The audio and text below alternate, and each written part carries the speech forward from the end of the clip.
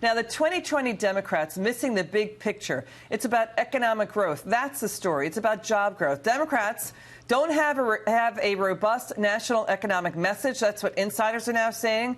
They're campaigning on small bore issues, big government spending plans. In D.C., they're really talking about too, is how much they hate Trump and they want him out. The president weighing in on all of this at a rally on Saturday. Democrats put all their hopes behind their collusion delusion, which has now been totally exposed to the world as a complete and total fraud. The greatest political hoax in American history. It really has been. This as the Democrat chairs of at least 4 House committees still probing the president, that being Judiciary, Oversight, Intelligence, and Ways and Means. But if Democrats don't start working with Republicans, critics say they won't have any accomplishments to run on in 2020. Let's bring in the House Intelligence Committee and member and Appropriations Committee member. He is Utah Congressman Chris Stewart. Congressman, do we have this right? And by the way, are these probes going anywhere? Any traction on them? Well, we'll see. I mean, the truth is that we know the truth. We know that these accusations of collusion have just had no basis in fact, and some of us have known that for a year. But what their intention is to keep a cloud over the president, to keep accusing the president, to keep pointing fingers at the president, all through the 2020 election. And interestingly, they won't. These same individuals won't call for impeachment. The reason being, they know that they can't prove that the president has done anything wrong. They know they have no case that they can bring before the American people. So instead, they'll just say, well, we're going to continue to investigate and continue to accuse people that we know now and have known for a while that they're innocent. Let's move on to this. President Trump is meeting tomorrow with Nancy Pelosi and Chuck Schumer on infrastructure. They want massive tax hikes to pay for that. I mean, This is the Walter Mondale party. How can they run on that, even more tax hikes?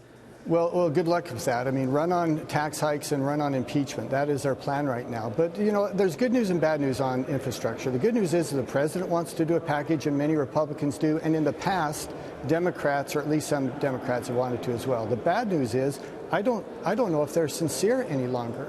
If they were sincere, if they would keep it focused on actual infrastructure spending, actually improving our ports and our airports and our roads, I think we could find a deal.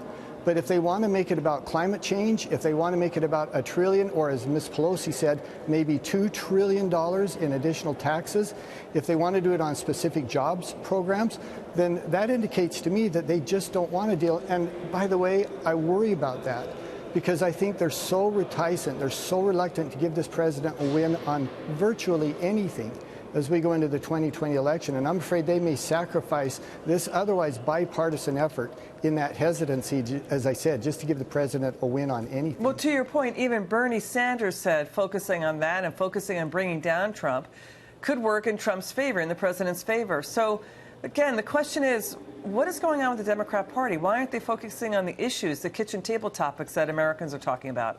Well, I think it's a couple things. One is they're frankly so vested in this story of collusion and the corruption and Mr. Trump and his family and others around him are traitors, that it's hard to walk away from that. And frankly, their base doesn't want them to walk away from that. They want them to continue.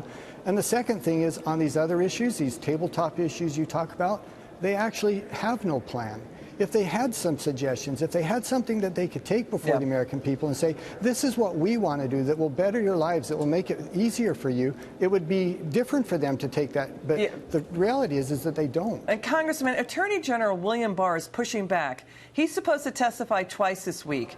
Attorney General is now saying, I'm not going to sit for hours of questioning by you and then even more hours of questioning by your committee's lawyers when those lawyers wrote your questions for you. Why do you have to put me through double grilling? And is this another round of D.C. gotcha politics? Are the lawyers going to try to trick Barr into maybe giving a problematic answer that, that they're going to stick something to him?